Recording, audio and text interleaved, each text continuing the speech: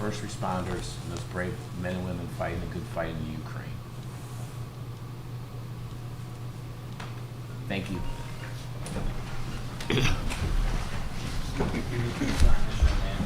Seeing as we don't have anybody, right, Sal, for speakers?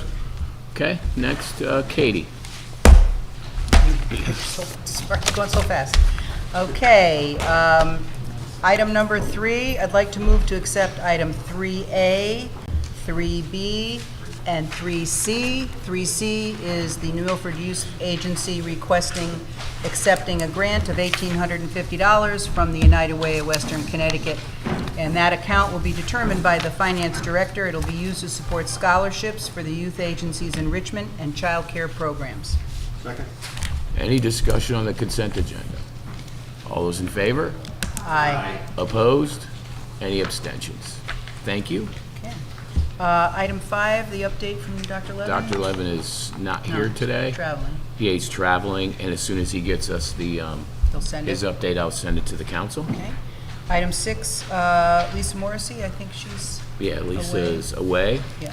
Okay. I'll talk a little bit about it, mayor's comments. Okay. Item 7, mayor's comments. Thank you. First, I would like to read, this month is Park and Rec Appreciation Month for Park and Recreation.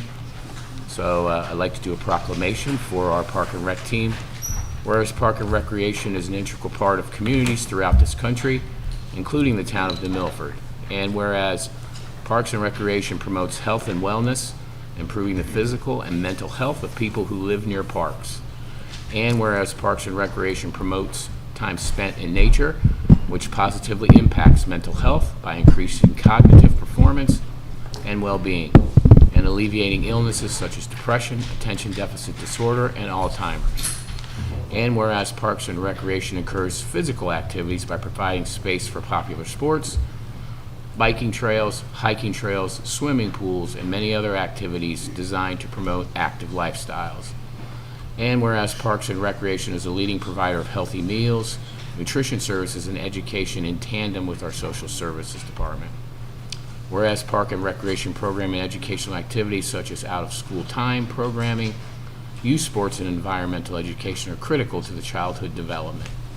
And whereas Parks and Recs increases a community's economic prosperity through increased property values, expansion of local tax base, increased tourism, the attraction and retention of businesses, and crime reduction.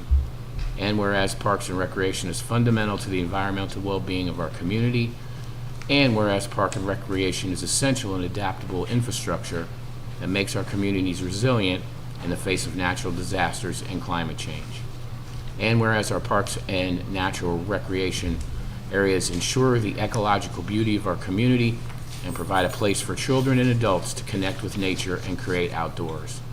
And whereas the U.S. House of Representatives has designated July as Parks and Recreation Month, now therefore I, in recognition of the benefits derived from our park and recreation resources, I, Pete Bass, proclaim the month of July 2022 as Park and Recreation Month and call upon all of our citizens to join Park and Recreations in the town of New Milford in celebration. Very nice. Next is giving an update on COVID. And again, this is for people that have continued to ask for these updates. This is by no means those that currently have it, but these are the numbers in totality that the state uses for their data. State of Connecticut is at 849,007. Litchfield County is at 36,157, which was up 80 from Friday. Hospitalizations for the entire county is 6, which is unchanged from Friday. New Milford is at 5,379, which is up 16 from Friday. In speaking with Lisa Morrissey, our vaccine clinics, for those that want to get a first dose, second dose, booster is on the 27th from 4:30 p.m., and that's ages 12 and above. August 10th at 4:30 is for those ages 5 through 11. Vaccine statistics as of 7/14/22 with a 7 to 10 day look back. Our first doses in New Milford is 22,705, which is 84.7%. Those that are fully vaxxed are at 20,991, which is 78.31%.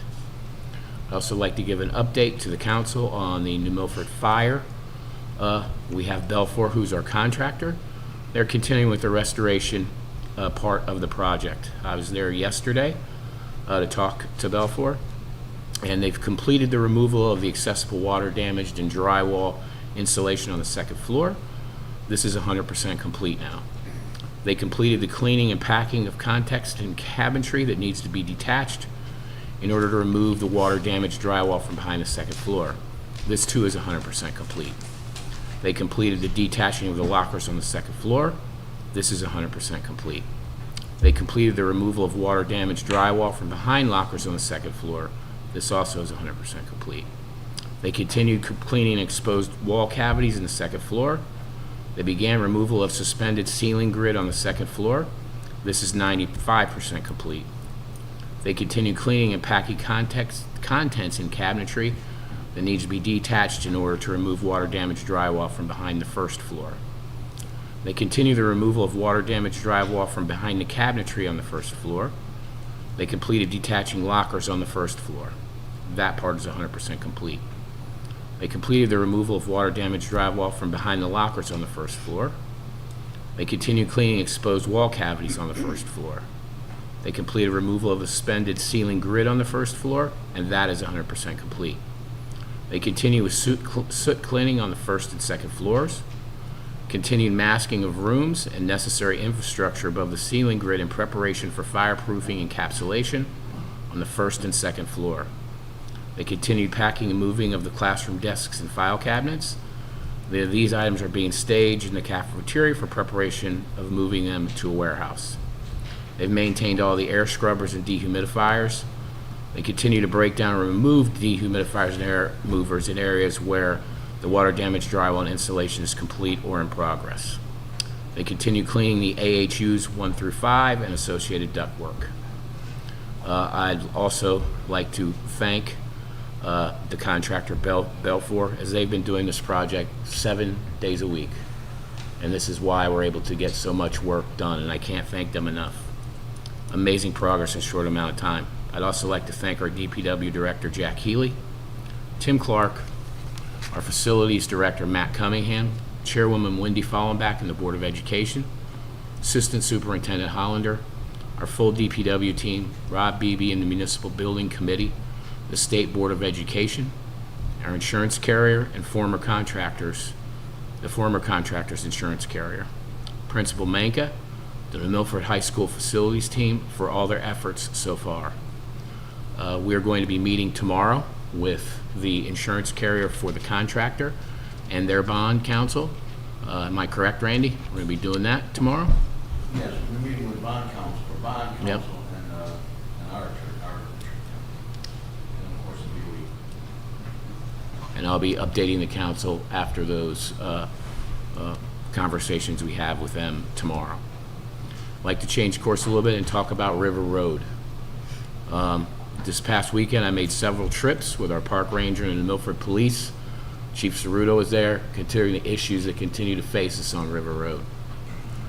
I received several complaints from our residents on the road of cars speeding down the road and then parking all over the place in such a way that our emergency vehicles could not get through if an emergency did arise on River Road. We also had large numbers of people gathering in and around the river, playing loud music. We heard it, right, Chief? Alcohol's being consumed and open burning along the riverbank. I asked our Park and Rec team on Sunday, after Saturday's garbage that was all over the place, to go there to pick up the garbage that was left on Saturday. The chief, who's here tonight, Captain Wilcoxon, the Fire Marshal Reynolds, Park Ranger Boucher, the Milford PD Patrol, and myself on River Road, we went there to discuss moving forward on Sunday at River Road, what we can do. First and foremost, we need to be very concerned as a community as we're in a drought. Open burning and dumping of burning charcoal that were in grills on the riverside can cause fire, which in that heavily wooded area, for those that do go to River Road, could be a major forest fire. When speaking with Fire Marshal Reynolds, he agreed that this poses a major threat to our residents. So we are not going to have any burning at all on the riverbanks or anywhere near River Road. That's first and foremost. I talked to the chief about that. Also, garbage that If you could see on the Facebook page, I put out just some of the garbage that was there. And there was more garbage on Sunday night that was there. From leftover food containers to dirty diapers, paper plates, cups that was strewn along River Road. That's a hazard and will not be tolerated in the town of New Milford. Those who walk, run, ride their bikes, fish, and canoe in this area should not have to put up with this, and neither should the residents that live on River Road. With the help of Chief Ceruto on Sunday, we had an officer that was there the whole time to move people along the way, to make sure that it was safe, that there wasn't garbage strewn all over the place. And the main thing too was there was to be no blocking of River Road for first responder access, and no fires were started. Also, what's very concerning when speaking to several of the people in the water that I spoke to, almost all the persons I spoke to could not swim. Even more concerning were the young children who were given those noodles, you see those long stretches of things? They're given noodles as flotation devices. These are even more of a hazard, as they can take a young child who may not be able to swim downstream very quickly. And there's lots of undercurrents, and we all know what can happen there. This is a major safety hazard that not only impacts those that may need rescue, but it also puts our first responders who would have to perform the rescue at risk. As I had stated, our goal, the chief and I, when we talked, was to have 0 drownings in New Milford this year.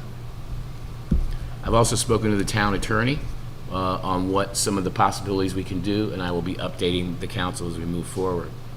We are going to be putting up additional signage, and I've spoken to the chief about additional processes that we're going to be putting in place to help make this a safe environment for our first responders, for our citizens, and for the environment as well. And I'll be bringing more information to the council. I'd like to congratulate Water Witch Hose number 2 for winning the grand trophy at the Canaan Parade. So outstanding job to the men and women of Water Witch. Also want to thank our lifeguard Aiden Mulligan, as he rescued a father and son from Candlewood Lake. The child went out a little too far. The dad tried to get the child and was out too far. And our young lifeguards are pretty amazing people. Outstanding. So congratulations.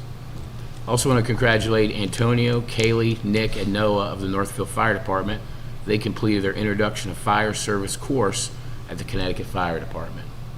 And as we all know, we have volunteer fire departments, 3 of them, Water Witch, Northville, and Gaylordsville, and they're only as strong as the volunteers that are there. So it's great to see these young men and women lining up to help continue that wonderful tradition that we have here in New Milford. Also want to thank the New Milford Cadets, as they did the Team Up for Cleanup at Young's Field, and did a lot of cleaning up around there. Nice. So thank you to the cadets. Also want to thank Mark Mangan and the Sullivan Farm team, as they put up new signage for the antique equipment trail at the farm. If you get a chance, you got to go up there. It's a beautiful trail, a lot of old antique machinery, and they have a lot of good history behind those. So if you're interested in something like that, it's a great time to go up to Sullivan Farm and check that out. I want to thank the Bank Street Group for another successful Rock the Block concert, which was Nashville Drive. Lots and lots of people downtown to enjoy a wonderful concert. So thank you to Bank Street and our downtown merchants as well. I also want to thank our DPW team for these past storms that we've had that come down, knock down trees. They're right on the job, making sure our roads are cleared with Eversource. Can't thank them enough. I want to also thank our New Milford Fire Departments, as all this weekend they were running around for fires that were catching because of the heat. And can't thank them enough. And also, Chief, thank you to you and the men and women of the police department, because you're an integral part of all of this, and also for helping us on River Road as well. So thank you, Chief, and Len Deming. Speaking of Len Deming, we continue to see lots of people. As a matter of fact, in speaking with Dan Calhoun, this is the most permits they've ever sold for Len Deming. And what's great, it's a safe park, which when I go down there and talk to the residents are excited about the investment that we've done in Lindeming. It's a beautiful park. I think it's the best one in the whole Candlewood Lake area, and people feel safe there. They can enjoy it. They can spread out and space out. And then you've got the playground there. We've added additional grills. And one of the things that this council did was you approved an investment of a portable movie theater, and that has come in, and they're working to make sure all the parts and everything are there, and they're going to have at least one, from what Laura's telling me, event for all of the public at night at Lindeming and other areas, other parks around town where people can enjoy movies in a spread out space. So I want to thank Laura and her team for that as well. And also, we can't leave out our New Milford Dispatch, who really directs people on those calls, and they're there 24/7. So I want to thank them for that as well. Real quick, events, as we talked about before, just I'll give a couple of events that we're going to be doing. On July 29th through the 31st up at Candlelight Farms. This is the first time that's been here in New Milford. The Colonial Concourse, the Elegance Weekend Car Show. And so these are like Porsches and Lamborghinis, right? And all these other Hondas. exotic cars that will be there. And also be food and music. So if you get a chance, go up to Candlelight Farms and check that out. And I know some of the past ones that they had, they'd have them in Miami. They have them in Los Angeles. Pebble Beach. I mean, that's pretty cool for New Milford to be kind of thrown in that mix too. So I think that's great. On July 30th at 8 a.m. to 11 a.m. is Parks and Rec is doing their 5K and 8-mile road race. That's always great to watch. I know, Mike, you're in that, right? So that's awesome. You guys, I'm kind of in awe when you guys do that. You know what I mean? It's amazing. On July 30th at 8 p.m., the Mariel Center, which is a wonderful community resource up in Mariel, they're having the Rob Brenton concert. On July 30th at 11 a.m. on Sunny Valley Road is the Irish Road Bowling. So that's the first one we're having. Thank you to Councilman Cosgrove for bringing that up here. So I have a lot of people ask about it, and it's going to be great to bring this to New Milford, as long as in a minute another one that we're going to be bringing to New Milford as well, new. On the 31st at 10 a.m. to 4 p.m., Don Clady's doing his Cruisin' New Milford Car Show at Pettibone. It's always a great event to go out and check out. On August 6th is the Art Walk, Focus on the Arts, and the Chalk Walk. And we ask residents to come on down. If you have some good artistic work, come on down and use the chalk and put up that on our town sidewalks. Be a great event. On August 6th at 7:30 is the Edward Kincaid first concert series, and that's going to be the 102nd Army Band. So that ought to be pretty cool. On the 13th at 7:30 p.m., again, the Edward Kincaid concert, which is Billy and the Showman.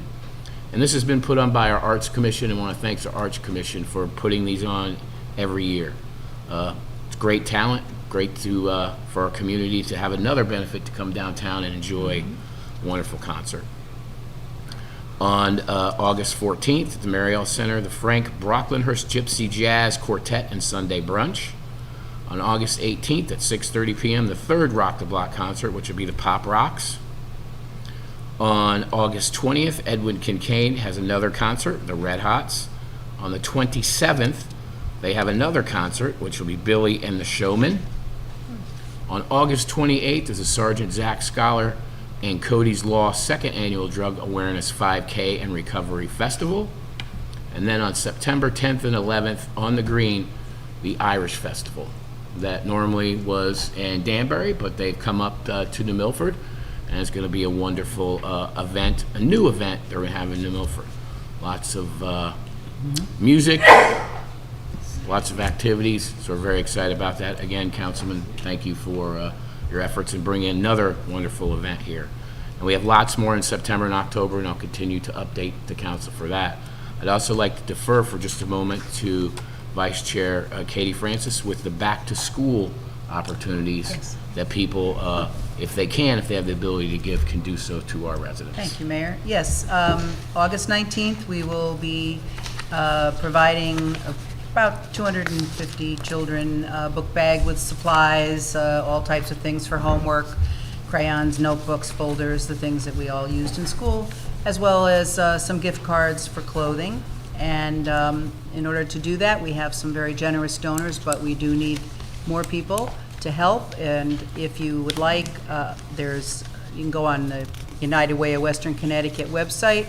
You can donate there specifically for the New Milford. They're doing one in Danbury this year, but you can select to just give to New Milford if you don't feel like shopping. If you feel like shopping, you could buy as many boxes of ballpoint pens or number 2 pencils as you like. I could always use those, or folders or spiral notebooks. And you can give me a call. I'll be happy to meet you to pick them up, or you could drop them at the mayor's office. And also a monetary donation would be lovely. So thank you. If you can help, I appreciate it. Thank you, Katie. Real quick on some infrastructure updates, our road work so far. We've completed the road work on the east end of Hine Road. Hine Road, we've reclaimed and paved the other portion. Drainage work that we've completed so far: Colonial Ridge, Squash Hollow, Twin Ridge, Mine Hill, Brentwood, Charterhouse, and Cobbler. Bonnie View Lane number 2 as well. We continue to work drainage on Chapin Road. Also, work that we're going to continue to do on this past week was we're continuing on Elena Drive to do the backfilling on the curb and installation of driveway aprons. On Squash Hollow, we do the same thing because the road Elena ties into Squash Hollow. The backfilling and installation of driveway aprons on Bonnie View Lane. They're going to be removing some of the curb that we need to do for the mill. Twin Ridge, they're going to do the backfilling. And on Chapin Road, they continue, as I said, with the installation of the under drain. On the bridge work that we're continuing to do, Tamarack Road Bridge has been completed. Gaylord Bridge has been completed. Mud Pond has been completed. On Gaylord, that's still in process, Gaylord Road. And also on Chenersky, the temporary bridge should be in the next couple of weeks, of which, in speaking to Jack Healy, our DPW director, who we will install. And I know, Mel, that we're looking at a date probably end of August, September, correct? So that will then be open, which will be a wonderful site for the residents up there, as we had a car fire up in that area. And again, the fire department had to take a 5.5-mile detour there.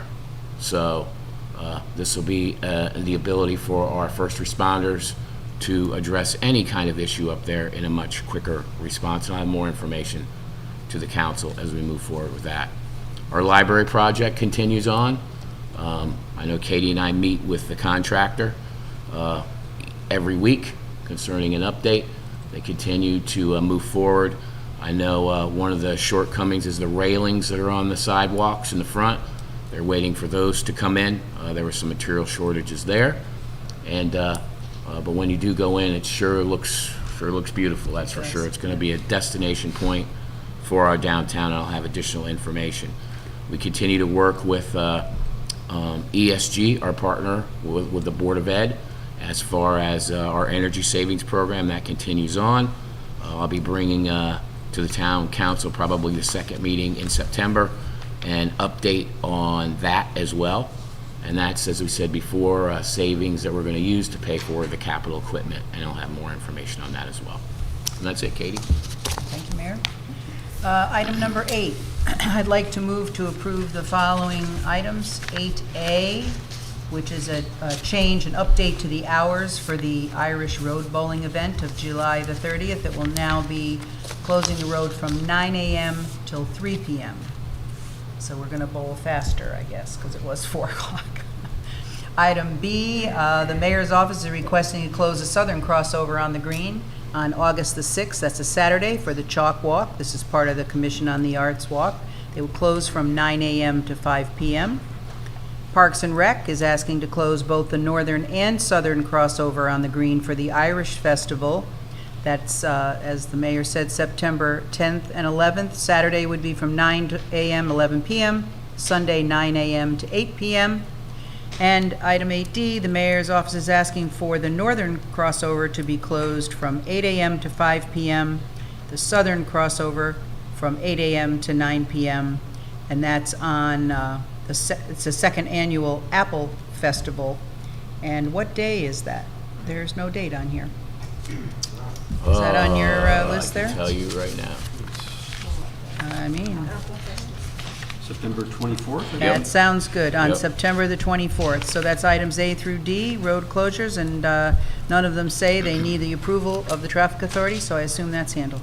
And I have, No, it says all found pending traffic authority approval. yep. Oh, I'm sorry, at the top. Oh, they're tricking me on this, yes. I There you have go. a motion on the floor. Do I have a second? Moving them around. Second.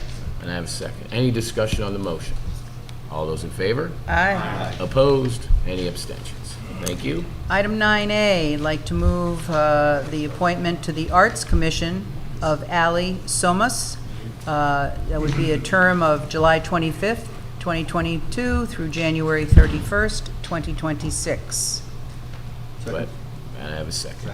Any discussion? All those in favor? Aye. Any opposed? Any abstentions? Thank you. I'd like to move the appointment to the Municipal Building Committee of Thomas Pilla. His term would be July 25th, 2022 through January 31st, 2026, and he is replacing Tim Clark. Second. I have a second. I'd like to give some more information to the council if I could. And the reason for Tim is here tonight as well, is in doing this project that is very complex at the high school. We're talking about multiple vendors. You've got Milford, then we're going to have the roof. We're going to have the roof that the insurance company is going to pay part of the rebuild, and then we're going to have the standing seam that's going to be awarded for the completion of that project.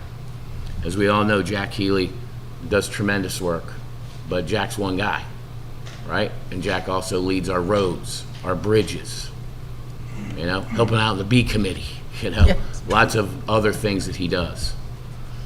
So in thoughts are we need somebody that can be boots on the ground, that can be there every day.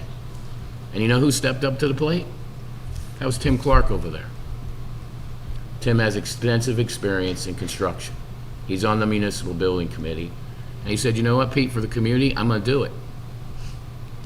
So in speaking with Randy, the thought process is that Tim would resign to make sure that this is all done in a transparent way. That Tim resigns from the municipal building company until this gets completed, then he's gonna come back on. So while Tim's away, who could we get that could help out the municipal building committee? Who, by the way, has 262 years of experience. 262 years, guys, of experience. Well, It's a strong. I asked Mr. Pilla if he would do it. Mr. Pilla has extensive experience, as most of us probably know, in building. You add him in there, now you got 300 years of experience on the municipal building committee. So I'm asking the town council for the community. This isn't about anything but just getting this project done. Getting people in here that want to move this project forward. But Tim, thank you for doing this, and then asking Mr. Pilla to join, of which he will then jump off as soon as this project is over. So we have a motion and a second. Hillary? Are you asking for discussion, or do you have the motion? Discussion. Yep, I have a motion and a second. Yeah. I just think now is maybe the time for questions because, Absolutely. you know, there's some rotation on this committee, so it's a good time to just sort of talk through some of the questions. So just going from what you just said, Tim is coming off the committee so that he can be like a project manager on Correct. site, working for the town or just as a volunteer? He's doing it as a volunteer. Okay. So there's nobody who's a project manager on the committee? You have you A have Jack delegated. You have Jack Healy, who represents the town. Okay. You're gonna have Tim, Right. who's gonna represent the town, Okay. right? So he's the project Not taking any manager. compensation. Right. Right, I get, what in I'm doing saying is so. I feel like that there should be a point person, right? No, I mean, it doesn't matter what I feel like, but to me, one of the things maybe to talk through is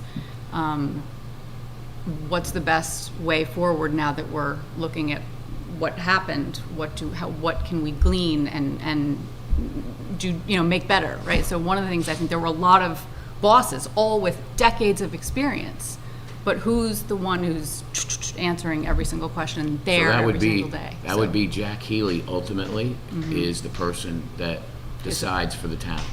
With Jack's extensive experience. Let's talk about Jack's experience for a No, moment. that's not what what I'm saying is but I oftentimes a want the project public- manager I want is the hired. public to Yeah, yeah. understand. Okay. Because construction is an art unto itself. Right. First of all, when you do construction projects, especially this large and this big, Yeah. it isn't one guy, okay? It's a bunch of people getting together, and what happens at the end of the day, like any corporation, right, that runs a project, it ends up on one person to sign off on it, okay? The thought process was, in doing this, the Municipal Building Committee reviews the plans and specs that are done by Dean Petroselli, who we hired with his extensive experience. So they're reviewing things, okay? So to do a project such as this, you want to have a point person, which is Jack. But Jack has lots of other projects to do as well. So Tim, with his extensive experience, is boots on the ground. Tim, if you could answer, you've been there for the last 16 days, correct? And Tim, what is your function in helping out the town? First of all, what we have to understand is 17 days ago, this project didn't even exist. And I hear about this library still being built, still being built, still being built. The track that this thing's on really couldn't have happened any other way other than everybody getting involved. And as we talked about a couple weeks ago, the 24/7 communication of emails that are happening.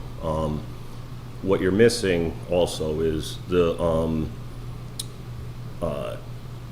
between Balfour and your insurance company, that's a process that you can't break, okay?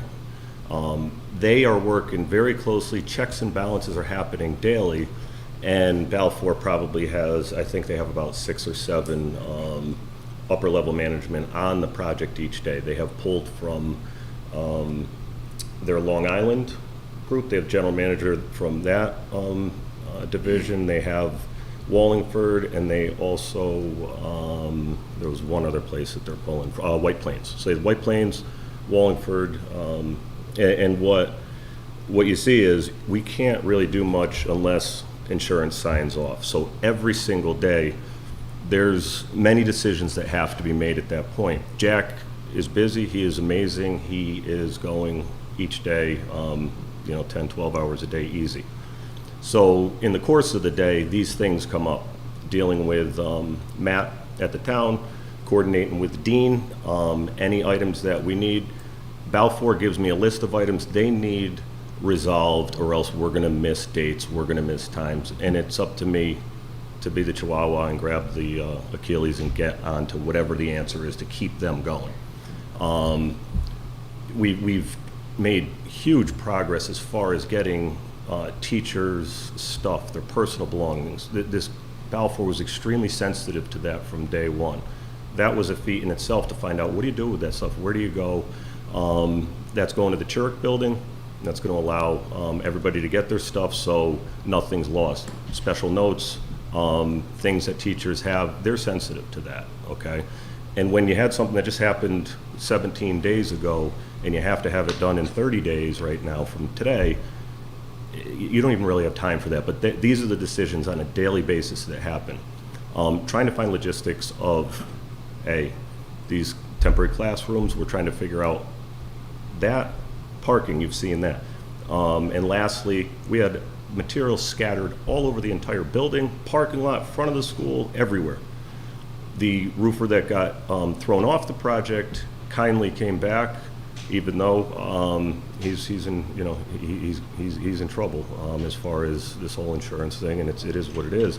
He's willing, came back, organized everything, and is working through the transition, so the town is protected with your warranty, and the next person that takes over, he's committed personally to see it through to the end, and any information the next contractor is welcome to. So that's how each day goes out there. We are then making sure Fuss and O'Neill, who is doing all of the air testing to make sure that the students, when they go back in there, it meets the criteria of how the state sets out the parameters. That is happening. They started opening up a couple ends of the building, and it's moving at a pace now. After tomorrow's meeting, we'll have we'll have an update at that point. So as far as one of the things that we had to track down was how we're going to treat with this fireproofing, and that was a pretty big deal. That really helped be approved. It helps getting that school back together at a quicker rate. So as far as every decision that's made monetarily, it's the insurance company that we have to follow. So the decisions are not in my role at any means financially. It's strictly, who do you get when something just happened 16, 17 days ago? And with the experience that I have, the understanding of commercial construction, and the team that you have with this Balfour, the documentation that they have, that they provide on a daily basis, you can't get any better than that. So with that, we're going to get to Labor Day, and like I said, I'm working by Jack's direction and alongside of him. So. And Tim, to add more complexity to this deal, as you said, 17 days ago, 18 days ago, this wasn't even Never a thought. Wasn't on anybody's radar. Right. But what's also on there too is 2 more projects that have to work in a symbiotic relationship. The first is going to be the repair of the roof in a permanent fashion, of which the insurance company is going to kind of direct us to which contractor we're going to have to use. But we need point people as this is happening too. On top of that, then you have the standing seam roof project that has to be completed because we're at what, 60% completion? Correct. So we need to fix 40% more. In addition to that, we've toured the school, the whole entire roof, and we brought in another roof contractor that was approved by the town, has worked in the town before, and they buttoned up all the areas. So all the rain that we recently had, we had a couple heavy storms, we didn't take in any water.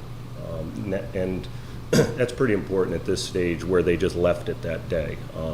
So now you have a building that's not leaking. We need to get that middle section back together. Engineers are working on that as we speak. So that is, you have 3 moving parts there, plus logistics of everything else. The amount of furniture, the 3 tractor trailer trucks each day that are loading up the clean stuff, bringing it to Milford, and then the logistics of them, where they start showing us what days they're starting to come back in, how they're bringing all that, and their schedules get more detailed by the end of this week. It's nothing short than of a miracle how they're able to pull all that stuff off, clean it back, and it will Tim, be if you could help extreme. the council and those that are watching tonight and those in the audience, if you can kind of help them understand the process, right? Yeah. So when we're talking about these other 2 projects, so the first project we talked about, really point person is going to be you and Jack. And then we have to have the authorizations from the insurance companies. We have Belfer right now that's on autopilot, just cruising along. Correct. Now we have the other 2 projects. Yep. Right? So the point person, if you could kind of talk about Dean Petroselli, in those 2 projects, what's his function? So Dean will need to, let's start with the roof. Dean needs to survey the roof where they're left off right now, generate documents where the next bidder will take over. You did get favorable news with the state that they will honor the grant. So with that being said, the importance is you had some requirements, but nothing really that we can't get past, and they require documents to be submitted, and kind of by the bonding company, that's their direction of how that's going to get closed out. Yep.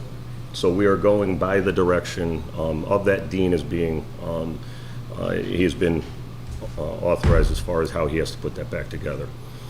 So he details that. That will go to the bidders, and in the event that this bonding company works it out, this will happen pretty quick.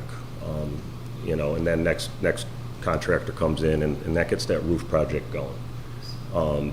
As with the fire area, Dean's already brought in consultants, structural engineer. He brought in hydronics engineer on Friday, checked out the sprinkler system, wanted to make sure there's no fatigue in the pipes. He has come back with recommendations. Dean will compile that into a set of documents. That will be bid. Actually, Balfour expressed interest today. First, they said they didn't want to touch the roof. they may take a look at that because we want to get any of that insulation up there removed. The other thing that Dean and myself are coordinating is a scanning of the entire roof of the high school. Why? Because you want to make sure any exposed areas that were taken on water, whether it was running down the ice and water shield or over the panels, there was areas that weren't finished. We don't want a problem 10 years from now, 5 years from now, whatever, that water might be still in there and you're growing mold or whatever in that roof. So there's a thermal imaging, if you want to call it that they will do on both the slopes and the flat roofs to get an understanding if any of the insulation has taken on any water. That will take place in the next week or so. And again, there's your belt and suspenders to make sure that's good. Your Fuss and O'Neill's doing all the testing for the air quality. And then you have another coordinated effort of all the electronics in the entire school where they started last week.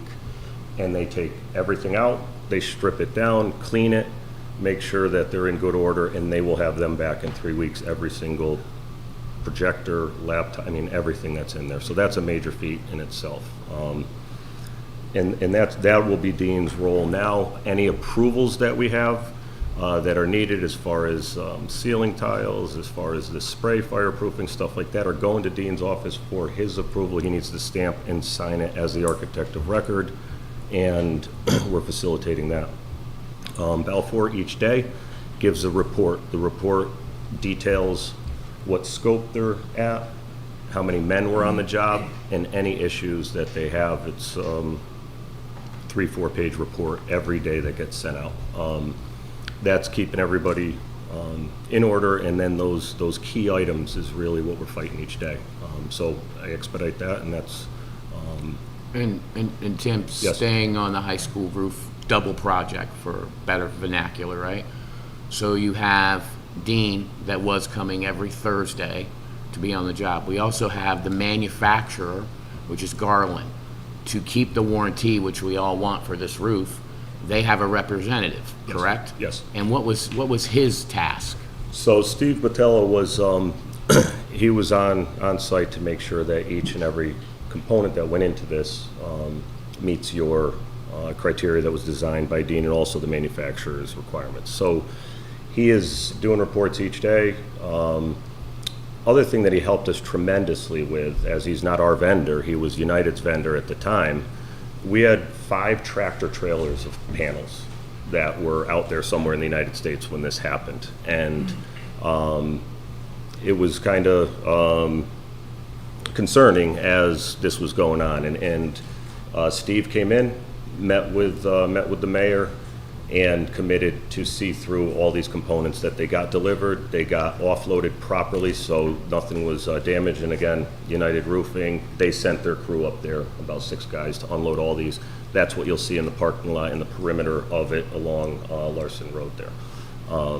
And he is maintaining his position with the next contractor. He will be on board with that and continuing with the daily reports. He will not miss a beat as far as that. So it's the same manufacturer's representative. And why that's very important to him, especially with your experience, to have a manufacturer's representative there daily, because his job is to make sure the roof is done in a compliant manner so that the warranty holds. Yes. And Unlike previously when we did the roof in the very beginning, I know that building committee had issues way back in the day. you've been haunted by this building. I think it's not a surprise to anybody. I think where everything's going well now, as much as we had this fire here, it's really showing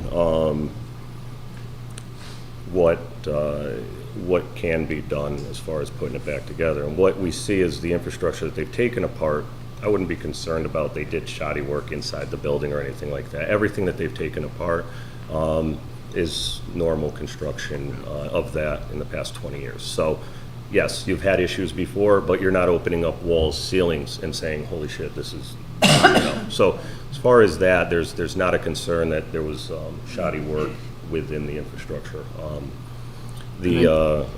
Matt from facilities, he has been He's just been instrumental throughout this too, as far as coordinating when they come back and how they're going to be able to do it. You're going to have some issues with casework and stuff like that. Those are lead time items that you just can't get.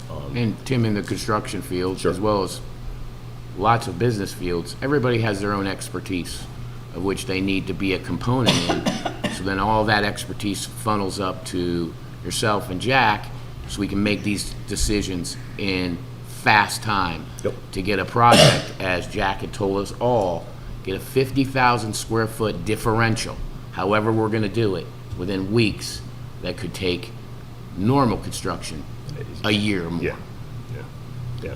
So we've got to be very resilient and very quick on how we do this. Another question, for those that are watching here, and for town council as well. So Tim, the role of the municipal building committee, what's that role? We, 2.5 years ago, 3 years ago actually, it was formed. And the role is we get appointed a project, it hits our agenda, and then we start to talk about it, understand the best way to approach it. How do you, how do you do that? When does it make sense? What grants are available? Tammy was wonderful dealing with the first part of that to get that approved. The dialogue in our drive is to make sure that the town gets what they should get. And the dialogue that we have is healthy. You have even Mel here, who has extensive history with the town, with all different types of projects, and amongst the other people, you have really different parts of the industry that all weigh in on it. We get these, projects, as we discuss them, you see them come to life. One of the things with Dean, he's involved with this, and he then generates all the documents. Once those documents are completed, they're going out to bid. So we're guiding as much as we can along, but the professionals are the owners of the documents. Once those go out to bid, we get the recommendation from the architect after he levels up all the bids, and then we'll he'll make his recommendation, we'll vote on it. So that's the extent of the municipal building committee.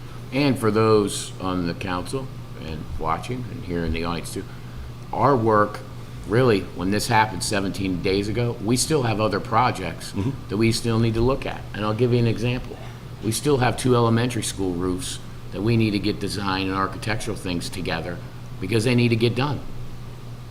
Hence why I'm asking for Mr. Pillow to come and join so we can continue to do the work of the municipal building committee and continue to move our capital projects forward as we're really doing the triage work for the high school.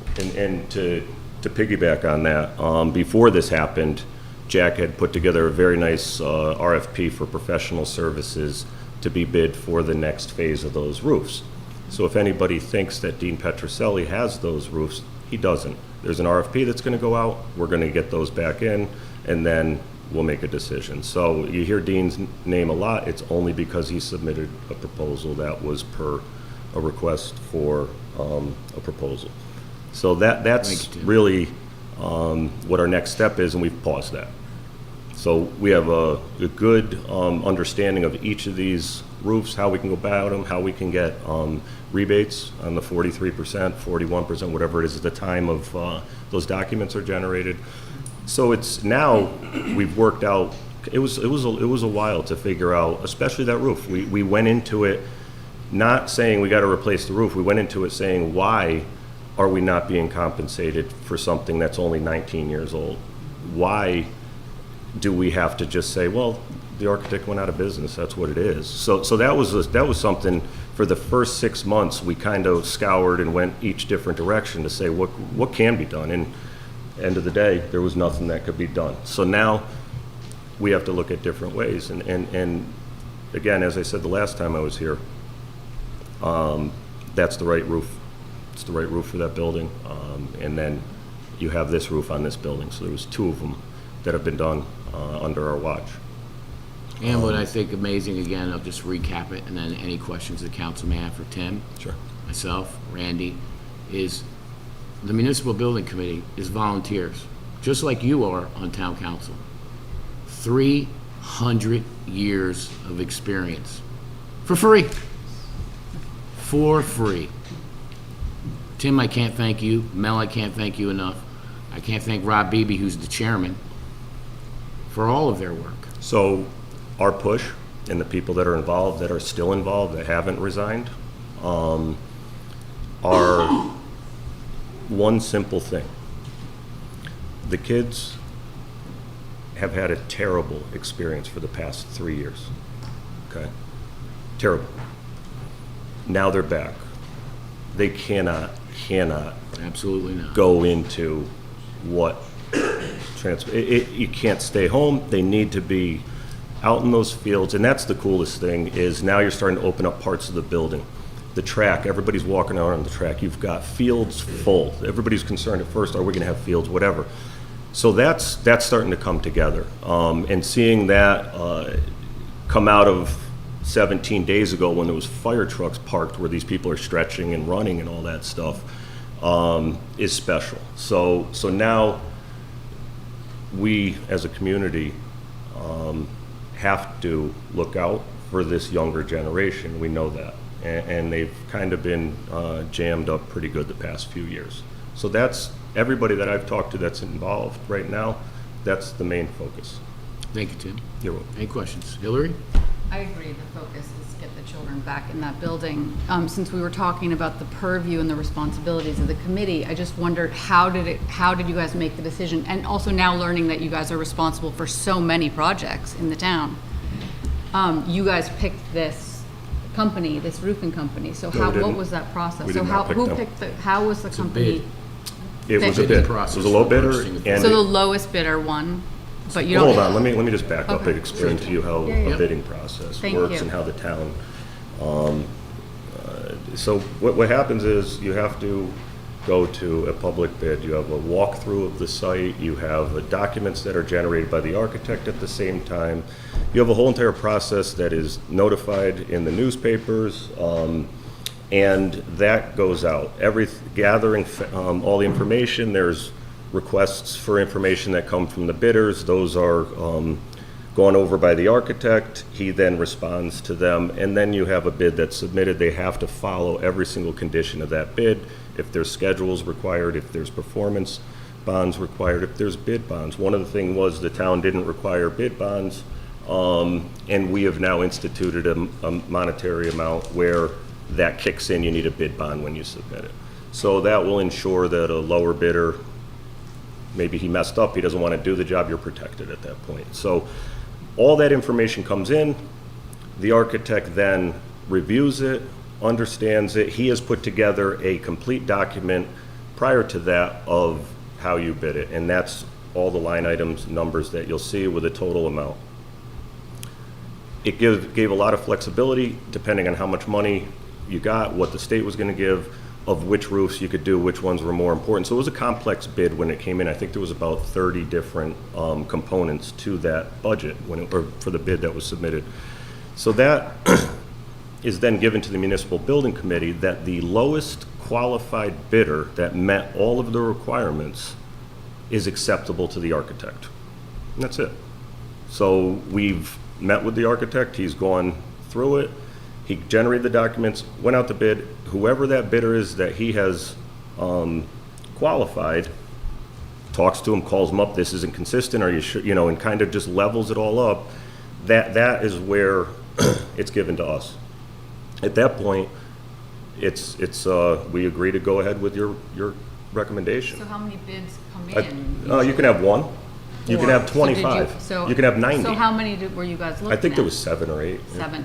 So how did you guys discuss as a committee? How did you, or was it? We don't. You don't. It's You the literally architect take- levels it up based on his requirements, and the town requirements, and the state requirements. Okay, so the architect picked it, essentially. He did, I mean, that's his role. And just so the public understands, that's common practice. Mm-hmm. Randy, does that meet the standards of our purchasing authority? Is that how we do it? Actually, it meets the standards of the state requirements, because when we talk about school buildings, that trumps the school buildings under section 10-287 have to be bid in accordance with state specifications, state requirements. And that qualifies. And So- Randy, so one- I- I'm yeah, sorry, go ahead. one other caveat to this too, right, that we were gonna get into, is the state reviews it. Because the state is the one that gives us the reimbursement funds that we were looking for. Well, that's usually in terms of the grant. Correct. So now you have the state looking at it as well. And the Right. state opining, is this a good deal or not? Correct. It's not that, this architect doesn't pick, the architect just approves all the bidders. Correct. The lowest approved bidder is the one that gets it. You can't pick it. If you give a bid to someone that's higher than someone else, you get in trouble. No, that's why I said lowest qualified. Qualified, yeah, and bid. the Doesn't architect- not, and doesn't need to be the lowest. But the lowest The qualified. lowest qualified bid was United Roofing that met every single requirement. So it's not a real- That you guys have done the homework of knowing that they have done a project You wouldn't of be this on the scope list. or You whatever wouldn't make it on the You list can't. to be available, to even want to bid. to bid if you hadn't Randy? done the work. Correct. And keep in mind, well, there's one other component here. It's a Garland product, so you have to be an approved Garland installer. So now you've narrowed it down to X. And that's what these guys do. They deal with Garland all the time. So this isn't ABC Roofing that's never touched these panels before. So each one of these are approved manufacturer representative. It's critical to understand that in a school project, from a legal point of view, you're required to follow the state statutes. It's not like you're buying trucks. It's building a school. Right. And that's because they're separate. Now, what Tim is talking about is the moving parts. Because you have to have components that are, I would say, for lack of a better term, are qualified to be placed by a contractor. So Randy DeBella Roofing cannot get components from Garland and put them up and get the same, if you will, the same warranty. So there are a lot of moving parts here. The big deal for me, because I've litigated the case, has to do with school projects under the state statutes. And that's why it's delicate. You got a lot of moving parts.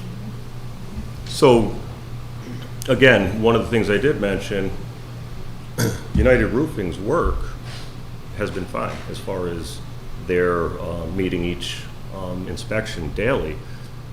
That's been acceptable.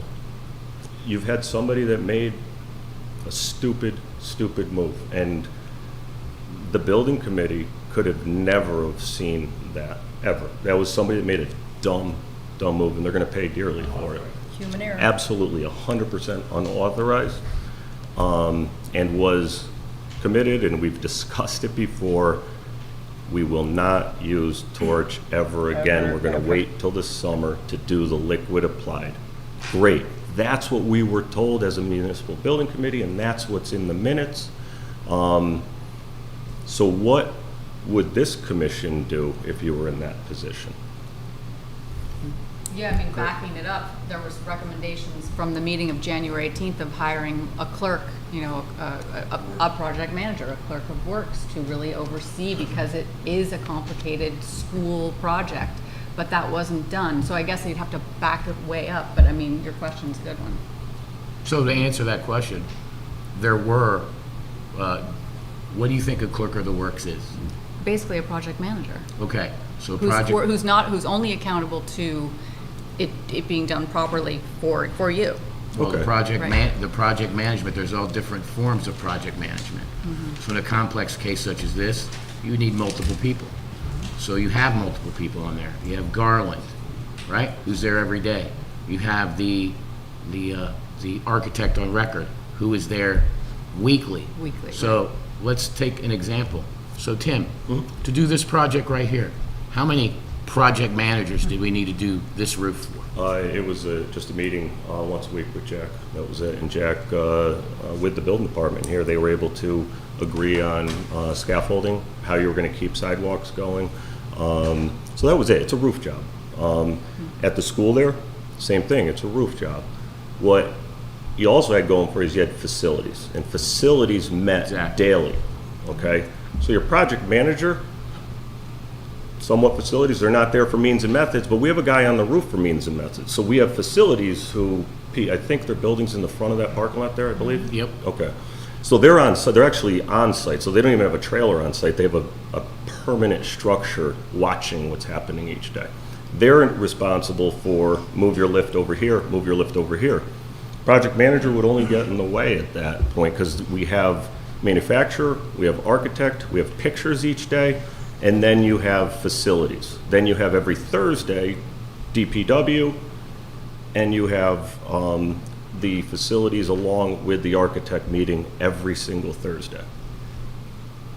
It's pretty robust project management. Chris? Yes.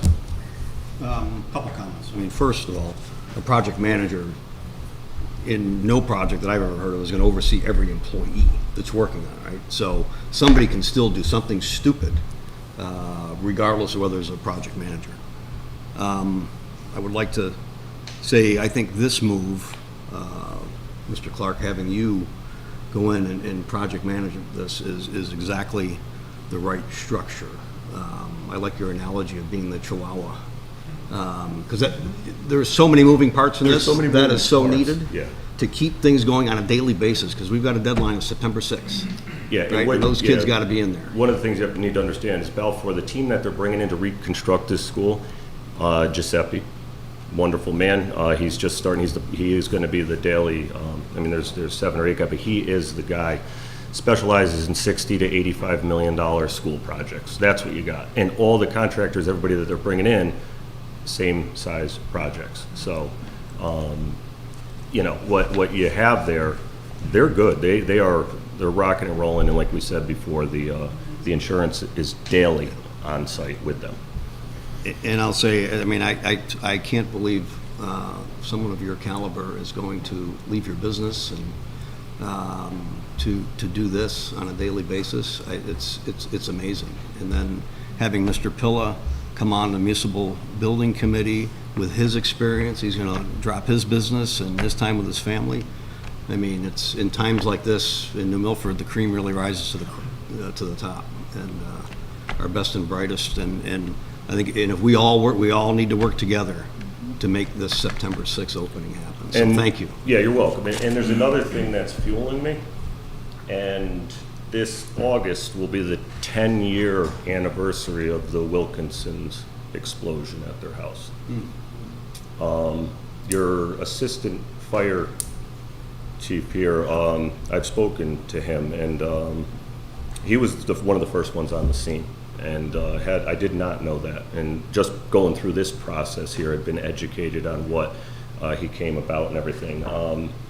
And I think closeness to that, being in the industry, the high school, the pandemic, this is why I'm doing it. This is kind of what's fueling the decision to assist in any way. Thanks. Mike, did you have a question? Yeah, I mean, kind of to Hillary's comments, hindsight's 20/20. But even with hindsight, you know, you can't micromanage every employee and everything that's going on. And someone did something that was completely against what was going to happen. And I think even knowing what just happened this time, we still said no torches, and they used it. I don't know if we'd changed the process because something like that happened. It's, you know, to try and find fault with the steps that got to where we were, it just, to me, seems silly right now, and I'm not sure what you're trying to get out of it. And he's paying, the guy worked, think about it, I don't know, he's 40, 45 years in the business, I forgot what he said. And this is the tail end of his career, and I would not want to be in that position. He actually approved them to use the torch, the workers? Or did a worker just use the torch without? I don't know the answer to that, but I know there's many statements that will answer your question when it comes out. So we don't have the official report. Once it comes out, all of that will be cleared up. But I do thank you for what you're doing. Absolutely, It's Mike. amazing, and it's impressive, so. Yeah, absolutely. Thank you very much. I mean, one of the concerns I had when I read this on the agenda, without having any back history, was, Mr. Clark, you've given the most information so far at all the times I've heard you speak. So all of a sudden I thought, here's someone who knows what's going on, and now he's gone. And I had a little panic attack. Okay, so that I feel much better about this now, and thank you for taking this on. But I did get concerned with how this was laid out here for us. And I think that it's really important, obviously, that we take care of our students first. Obviously, everyone's going to figure out what happened and what we need to do about it, and do what we can so it doesn't happen again, and you're right there. And I could answer the committee, what will happen now, and this, you guys, I don't know, it wasn't tight before this, all these projects, right? So now, again, we find out about bid bonds. Each step of the way, we're finding out something new that we're implementing. Hot work. I have not ever been, for 28 years, ever required to pull a hot work permit at any town, anywhere. New York City, they do make you do it down there. All these towns up here, you don't. Let's think about that. Why? Don't know. Past 20 years, we've used much different materials. And the fire marshal did tell me something once, that rooms years ago used to take 3 minutes for a room to burn. It takes 30 seconds now with the furniture, with the wall coverings, with the fabric. So using torches, all those means and methods, this is highlighting that. You do see a lot of fires, a lot of different buildings, and it's because of this poly, this, foam, this rubber stuff, this, that's what they've built in the past 25, 30 years. So you can't use the same means and methods before. And the industry needs to catch up with that. So with that, the town, I believe, we're starting to kick into gear. We want to do a hot work. We want to implement that. It's actually on the agenda tonight. Oh, it is? Yep. So I think that's a great step. Other towns will see that and understand we need to get in front of this. This is, again, like I said, the first time I was here, certainly avoidable, and it's really many, many resources that are wasted here in the Milford on somebody's stupid mistake where they could be cleaning up a building in Ukraine or something like that because this was stupid for have all those people every day. It could have been avoided, so. Sal? Yeah, I think the main thing that Tim said today was basically, we were 17 days ago, we're on the ground zero. And we're getting notifications from mayor every day where we are, what exactly happens. You're very eloquently explain what happens. On our side, we're getting people that are volunteering time, and Tom Pill is just another great example. We really can't complain. I mean, we can witch hunt for who did what back in the days, but it doesn't make any progress anyway. Yeah, so it's not going to make an 18-day any better. Right, and the second item to this hot work permit is what other issue did we see, right? So the other issue that we see is where is the tipping point for a project manager? When do you say, okay, we're gonna get clerk in the works in there? We gotta get the right one, because the wrong clerk of the works is gonna stop by an hour a day, he's gonna sign off on the requisitions for payment, and he's gonna say pay the guys, and he's gonna get a bunch of money, right? So yeah. You need the right firm for that. Yeah. Going forward, we'll do an RFP for that on certain projects that require it. I'm not in construction business, but in many projects, so for instance, right, when you're saying they have to follow the PMP procedure, which is the project management something. So we don't see those people that are pulling the strings on the insurance side, the non-insurance side, whomever that would be, but they have their project managers. For the project this size, it's really impossible to have a one person running for a multi-million-dollar project. That's my personal opinion, and this is what I've done in a slightly different industry. It's just impossible. When you have those projects, you create so-called committee, like you guys did, and you have the stakeholders. That's pretty much what happens. The stakeholders are creating its own things, whatever that would be. Projects managers want to, however much money they allocated to this for get this going based on the amount spent and stuff like this. This is pretty much how it works. You cannot have a one-point person. One-point person is the mayor bus. And Sal, just for edification of the council, and again, the public, everybody here, that's on a case-by-case basis. Yes. So depending on the project, depends on whether or not there is a single project manager versus one where you have a group, so to speak. It depends on the complexity of the job and how that job functions. The main thing is to have a common people that we have, and we definitely do. And to help you understand why that torching even came into play, they couldn't get the panels. Because of the pandemic, they couldn't get the panels. The metal was an issue. So in order to try and figure out their schedule, they ended up going to doing this flashing during the winter. That's really it. So it wasn't a decision by anything other than, shit, we can't get that material. We need to do something. It's the middle of the winter. We got to keep it going so we can get prepped for when, summer. So that was the decision, again, not by the municipal building committee, never run by us when they first torched at all. That was something that happened between the architect and the contractor. But that's the explanation why they went to it then, and that was in October. They said with the colder months coming up and the delay of the material because of the pandemic, we would like to use that That's their system. fault. We cannot foresee every stupid people. No, but again, you know, it was, how do we keep this schedule? And you ordered it the day you guys signed United Roofing on back in July or whenever it was. They ordered that material with Garland right away. So, again, delayed materials caused them to substitute, so, yeah.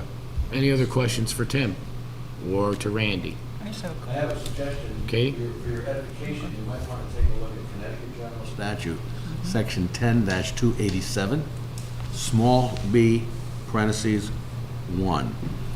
You don't have to read the whole statute, it's ridiculous, but that will tell you the bidding requirements for a school building. School buildings are special, as they should be. So that's what the municipal building committee has done. And I believe Dean did 170 roofs or something. I forget the number that he did. So Right. with that, he's plugged into the state. He's done hundreds and hundreds of these roofs, in addition to major school renovations. That he specializes in educational. That's who you got, and he's a resident of the town. Katie? I just want to say thank you, Tim, because you are definitely the right guy for this job. You are the expediter coordinator control person. And I think that people will find out as we go along, is that having a global company, Balfour, on site, having Dean, who, with his experience, and even the roofing company, they have their own standards, their own people that work for them who have done so for years and gone through certification criteria, whatever is required. These aren't people who are fly-by-night, or they wouldn't be on that bidding list. Yeah. And between you and Jack and everybody else there in facilities, we are certainly fortunate that you are able to do what you're doing for us and to get that school open and get the kids back. Yeah, and just to give you one item that will probably surprise you, Balfour secured 185,000 square feet of ceiling tiles. Just like that. Where do you get that? Just like that. 185,000 square feet, right? They secured it. You can't use those tiles because it doesn't meet the code to today. So now we have to go get 180,000 square feet of another tile. They secured that too. So they were able to secure 360,000 square feet of tile a week ago. Those are the things that are just, as much as I'm helping, I'm getting a great education watching a company like that operate so efficiently. What's the market cap of Balfour? I'm just curious, What's because that? it sounds like a huge company. They What's have the mar- 450 offices, they're international. Yeah. So we're talking 12, 14,000 people? More? Don't know. We only care about the ones that are here, Sal. It's a massive it's a massive So you problem. have, yeah, I mean, basically you have 7 or 8 It's- white vans that show up every morning at 7:45. And at 8 o'clock, there is a team meeting. You could see it every morning at 8 o'clock, Okay. and they break off and they go. They know what they're doing. They are the nation's largest remediation company. Right. But, you know, everybody is thanking everybody. Belfour will be paid an obscene amount of money for their work. And Well, so, they'll be paid what the insurance company has justified. So I don't know what Today- extraordinary amount means. They are being paid what is approved by the insurance company. So we Well, can't say that- extraordinary amount. It's I what can't is. say, I will say it. Yeah. I don't need to be corrected by you. I will say it. They get paid that money. Well, no. They get an No, no, no, obscene no, no. amount of money. I'm not here to discuss it with you. But I'm not here to listen to Belfour is the biggest, and that's why they're the best in what they do. At some point, the insurance company is gonna start squawking about bills, and that's when the challenge So comes. just to educate you, well, you don't. I you don't wanna need listen- education. So Mayor, what has happened every Well, single I'm not gonna day, get corrected by him. Mayor, what's happened every single day is the insurance company, you have 4 guys from the insurance company that have been on site. They're already ahead of these issues. So they can't order it and then say, oh, well, we ordered it, we had to get it. They're not letting them go to B without approving A. Signing the checks. What is the insurance coverage from the roofing company? It's about 17 million, right? You have a 7 and 10. There's 2 policies, a liability, and then he has like his umbrella, I believe, is 10 or 7. I forgot what it is, but you have 17 million from United. From United? And for the roof, Right. that bond has been called, that was 4.5, 4.8. So You guys have, fortunately, Good insurance. United has a substantial insurance, and that $10 million umbrella is key. But the idea is to mostly, I mean, only use United insurance, because if we start using town insurance, that affects our cost, or The what goal is is, the goal is to make sure that they Get the pay job. for what it is and get the job done. Yeah. Any other questions for Tim? Okay, we have a motion on the floor and we have a second. All those in favor? Aye. Against? Any abstentions? I will abstain. Okay, thank you. Okay, moving on, under appointments, I'd like to move that we appoint, these are reappointments for the Sports Complex Feasibility Temporary Subcommittee. The term for this temporary committee is August the 1st of 2022 to February 28th of 2023. The following members: Robert J. Beebe, Thomas Pilla, Doug Skelly, John Wren, Chris Cosgrove, Amy Lee Grinder, Christopher DeCaro, Michael Sinello, Alexandra Thomas, Jana Larkin, and Matthew Reynolds. Do I have a second? Do I have a second? Second. Any discussion? All those in favor? Aye. Opposed? Any abstentions? Thank you. We have one. Yep. Okay. Thank you. Item number 10, Finance Director Greg Ossopow, you have some update. Good evening. The auditors were on site the week of July 11th. They conducted preliminary testing for the Town Board of Ed and WPCA. They will return the week of October 24th through November 4th to conduct the full audit. The bond and band sale occurred July 13th, where the town converted 9.3 million of bands to permanent bonding and issued 5.5 million in new bands for roads and bridges. While Moody's rating agency upheld our AA1 rating, the town outperformed other AAA-rated Westport and Fairfield, as well as AA1 rated Danbury in the market. We received 3.33% on our bonds and 2.14% on our bands. There was a lot of interest in our issuances, with 12 firms registering for the sale and 10 actually placing bids. Other similar towns received only 4 or 5 bids. The winning bid for our bonds was Janney Montgomery. Fidelity Capital won our bands. These results are a testament to our strong financial position and strong financial management and conservative budgeting practices. Once again, New Milford outperformed the market with respect to AAA-rated communities. This is something we as a town should be extremely proud of. Like I always say, show me the money, and the capital markets did just that. That's what I got. Any questions for Greg? Well done. Greg, Thanks, Greg. thank you. And it was, again, a testament to your department, our town employees, our policies in place, that we continue to outperform those AAA We do, Fairfield County time towns. after time. Greg, before you go, what was the band's rate? Dan rate was 2.14%. That's for 1 year. We don't need no stick in AAA. Guess not. Item 11, Mayor, an economic development update Thank from you. Yes, ma'am. Quick update for the council. With your approval, pop-up New Milford. We've seen a lot of activity, a lot of small businesses, both here in New Milford and outside New Milford, wanting to come to New Milford, wanting to be a part of it. We have, right now, we have Nick and we have Tony Vengrove working on kind of putting the meat on the bones for this. I know, Mike, you're on the corporation as well, and we'll be following that up with the council with updates. Hopefully have one, the second meeting in September. That's kind of our target date for that. We continue to process the ARPA small business grants. I believe, how many are we up to now, Steph? 36. Like 36 so far. So again, thank you to the council, the Board of Finance, and our town meeting. as these are much-needed funds that goes to our small business community to help them come out of COVID. Also want to thank Frank Wargo and the Economic Development Commission as we're continuing to work on the development of a developer's guide.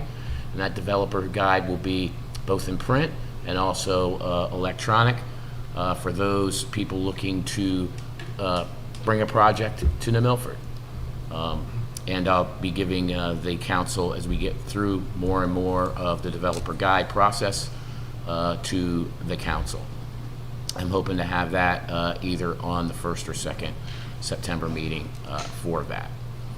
Also, with the Economic Development Commission, they're going to be hosting small business, I call it mentor moments, where small business can come in, can talk to the boards and commissions, as they have on these committees extensive business experience, can kind of talk about things that they may be going through or some advice that they would give. We're going to preface that, obviously, that we are not financial advisors, nor are we attorneys, but we can give like-minded kind of thought processes for that. And that will be on the economic development agendas moving forward. So thank you for that. And speaking with Bill Murphy and Laura Regan, we can continue to see strong growth in permits and applications. They haven't slowed down yet, even with the rise in interest rates. So that bodes good news for future economic activity for New Milford. And as we all know, extra commercial activity brings an extra commercial tax base, which helps offset the residential taxes that are required. Social services, speaking with Ivana Butera, we're going to continue with our next in September, our next financial literacy course. We've had a lot of success with that, and as we talked about here with the council before, great opportunity for those that want to learn about credit, want to learn about creating a budget, want to learn about how to purchase things in a different way, learn about your credit score, your FICO score. These are all things, and it's a free service that we provide. As the goal is, we want to make sure those, the number one way that people that can create wealth is through knowing financial instruments, starting retirement funds or other kind of funds. That separates those that have wealth and those that don't. And if we can get more and more people involved in that process, that's the better for our community. Absolutely. So thank you to Ivana for that. Again, want to thank Tammy Reardon, our grant officer, as this is our second year that we're doing our summer employment grant, and that's in tandem with the Northwest Workforce Investment Board. And what this is it works on an income scale, and we hire additional youth in the youth agency and in the park and rec teams, and this is fully paid for by a federal and state grant, and it helps teach those kids about work, gives them change in their pocket. And for some families, that helps the actual family household. So thank you to Tammy, thank you to Jason, and also thank you to Dan Calhoun and Laura Murphy as we continue to work with that grant for our summer help. Dale Krupp, who was our consultant that we hired for the health sciences cluster, is continuing his work. We've had a lot of virtual meetings with health sector and New Milford partners as to what's important to them, how can they grow their businesses, how can we bring those things in. I'm going to have Dale come in more than likely our second meeting in September to give us a full update on that and how we can strive better here in New Milford to bring in those type of businesses that are ancillary to New Milford Hospital, Kennewood Valley Rehab, Village Crest. We can continue on that trajectory. And that's what I have. Thank you, Mayor. Thank you, Katie. Item 11B, I'd like to move that the August 8th, 2022 Town Council meeting be, we only have one meeting in August, for those of you who are new, people out there. We'd like to take the August 8th, which would have been our August meeting, and move it to Monday, August 15th. And thank you, Katie. And the reason, can I have a second? Second. Thank you. And the reason for that is Katie said we have one meeting. And speaking a couple of reasons. One, Dan Casagrande, who is with Kramer and Anderson, had advised me there may be some additional information when it comes to Kennewood Solar that we may want to hear, but is not prepared at that time to present it to the council. So he'd asked that we move the date. That's the number one reason. Number two reason, which is a little bit more important. Well, I think they're kind of important, but more important too is it'd be a better update to the council with the roof project being closer to the opening of school than being earlier in the month of August. And for the town. Thank Yep. you. So we have a motion and a second. Any discussion on the motion? All those in favor? Aye. Opposed? Any abstentions? Thank- Opposed. Opposed? Okay. We have a conflict. Okay. Are you opposed to Hillary? We have a conflict. I don't know that I- Okay. We just can't. Oh. Okay. Okay. Item 11C is discussion and some possible action on the creation of the hot work ordinance. So thank you, Katie. So as Tim had brought up a little bit before, in speaking with Fire Marshal Reynolds as he's still going through his investigation, one of the things that he recommended to us was the creation of a hot work ordinance for the town of New Milford. As we had said before, Tim had said before, a lot of towns this size really don't have those, but we feel the need to be a leader in this and to create this type of ordinance for hot work in New Milford. By your approval tonight, that gives us the opportunity then for me to talk to Randy DeBella about how we can begin that process of creating the ordinance. I'd like to move that we go forward with some structure to what it would look like. Discussion? So, Yep. who would enforce this? Randy? Presumably. Fire marshal. Depending upon the scope of it, fire marshal. Now, the fire marshal will need to be consulted in drafting this, obviously. But I would imagine that would be the fire marshal would have the jurisdiction over this. So then, for someone to be allowed to do it, In urban areas, it's very common in cities to have this, and you, first of all, have to have the permit right? to do it, and if you do it without the permit, that ordinance can be put in, and there's a quite a severe fine and could be other repercussions on, depending on the type of project that you're on. Yeah, I And depending understand upon how the it scope of works. the hot work. That's You don't- right. you don't That's know what I mean. It depends, Yeah. exactly. Scoped. That's why you see it more in cities, larger buildings. Not So that ours is someone large. would get their permit from the building department, most To get the likely, permit from the fire marshal. for the fire marshal. Right. That's how it would work. Because they would be, in, Be you know, authorizing, right. It involves, the work. it involves, in times that I've been familiar with this, albeit a few years ago, is that it requires the contractor to have experience, have certification, have the workers that would be doing it. They have to inspect the equipment that they use, their tanks, their torches. What are they going to be using it on? How flammable is that? In this particular case we had happen, that's one of the reasons it happened.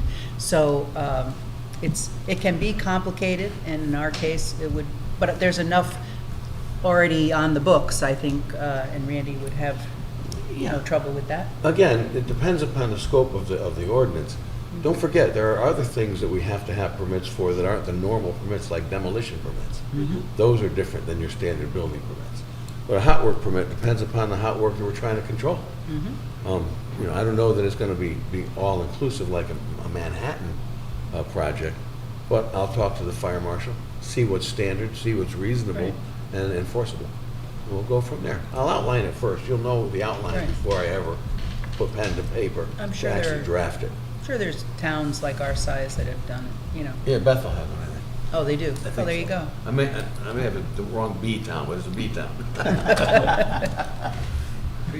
Good idea. Joe? Randy, if we put in an ordinance, what's the maximum violation? Well, under Connecticut law, the maximum we can charge is $250 fine. That's what I thought. Under the enabling statute. It hasn't come up a lot recently. I'm not a believer in putting in more rules and regulations and ordinances. We have insurance. We have the ability to file civil lawsuits. We have so many avenues for when people do things wrong.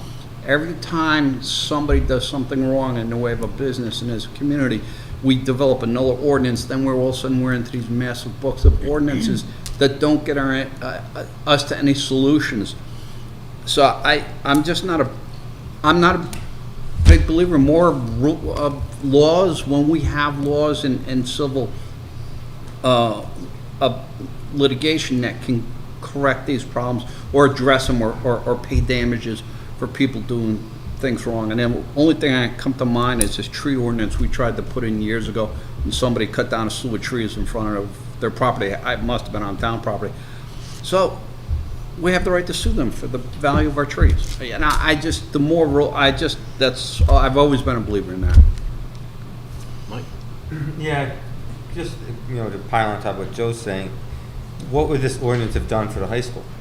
The guy did what he wasn't supposed to do, so we would charge him $250? It would have, if we'd had that, it would have required a permit, would have been But- taken out, and that would have alerted, potentially could have alerted the contractor to But make. they were told not to do it.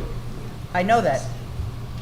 But I'm just saying, it's another layer. I said it, didn't say it would, it could have. And it's a step in a lot of things that we have to take out permits. I mean, I don't think after what happened, we want to look away from it, though, do we? And this is a recommendation from the fire marshal, so I'm saying with his extensive experience in seeing all this, working through all this, I wanted to bring it to the council. No, and we should do the homework and go forward. It's just, I'm not 100% sure it's something like. So, Yeah, so my thinking for this ordinance is basically, how is it gonna hurt the time? It's not. If anything, it's gonna help. So why bother, I mean, I'm for this, to be honest with you. I mean, it's not gonna hurt, it's gonna help, if anything. Yeah, we might learn something along the way. Chris? I would just say, normally, I'm also one that, you don't do a new law or a new ordinance for everything that happens, but in the case of what happened here, I would like to see what sort of process we can come up with, and we'll get a chance to vote on it at that point. Right. Any other discussion? All those in favor? Aye. Aye. Opposed? Any abstentions? Oh, hold on. Can you make this in favor, please? In favor? Yes, in favor. This is in favor of investigating it. Yes, Correct. that's it. We're not writing it yet. Is that you opposed, John? No, I'm for discussion. Okay. Thank you, everybody. Okay, item 12, I'd like to have us move to executive session and invite Attorney Randa DiBella, Attorney Ken Taylor, Chief Ceruto, Greg Bolero, are you there still? You are, Greg, our HR guy, for the collective bargaining agreement between the town of Milford and United Public Service Employee Union, UPSEU, COPS, Unit 47. Second? Thank you. All those in favor? Aye. Opposed? Any abstentions?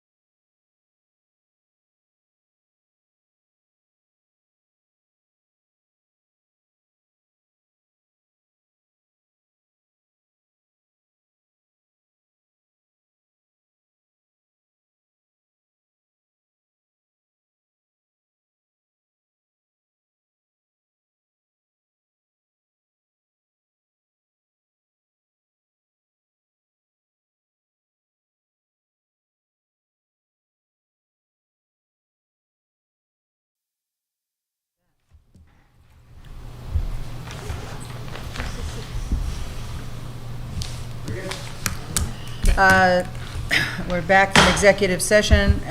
No motions were made, no votes were taken, and move to return to regular session. Second? All those in favor? Aye. Opposed? Any abstentions? Thank you. Item next is, Motion to adjourn? Nope, nope. We gotta add to the agenda. I was looking at me, so it's a motion. oh, we want to add this We're on? gonna add this to the agenda. Oh, okay. Right. Randy, do I need to be too verbose with this, or just repeat it? Repeat what? I was dealing with something else. Your motion to approve, I guess. Is that what you want me to do? Oh, They yeah, already yeah, approved yeah. it. I We don't, came out of the executive session, so now we Yeah, need you to add. you moved to approve the contract as presented. oh, all right, we have And to as approve it? endorsed It's by already the approved, though, union. isn't it? Okay.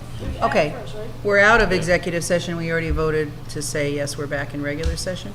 Yes. So I'd like to add to the agenda item 13, to move to approve the approval of the collective bargaining agreement between the Town of New Milford and the United Public Service Employees Union, UPSEU COPS, Unit 47. Second? Does that meet the standard, Randy? Well, you need to move to add it to the agenda. That's what I you did. said. We already did. That's fine. I did. So we approve that. Now you make a yeah, that's fine, that's fine. Okay. You move to accept and approve. Right, we need to. I did. Collective bargaining. Yes, We need to right? add We haven't this. added it, we Just haven't make the motion voted to to add add it to the agenda. Which we did. I and that was moved approved. to, Second. yes, It's approved now. Okay. I Would you thought like we me to do it did, but again? let's do it again. All Okay. those that are, To add the all agenda. those that are approving it to add it to the agenda, signify by saying aye. Aye. Any nays? Any abstentions? Thank you. Katie? Okay, item 13, I'd like to move that we approve the collective bargaining agreement between the Town of New Milford and the United Public Service Employees Union, UPSEU COPS, Unit 47, For the period. for the period of 4 years.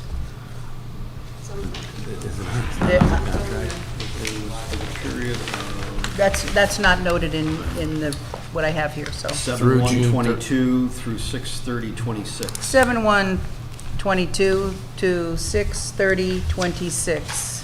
That's 2026. Thank you, Do Mr. we have a Cosgrove. second? Any discussion on the motion? All those in favor? Aye. Opposed? Any abstentions? Sal? Mr. Mayor, wait. What? A lot of Irish stuff to do this weekend.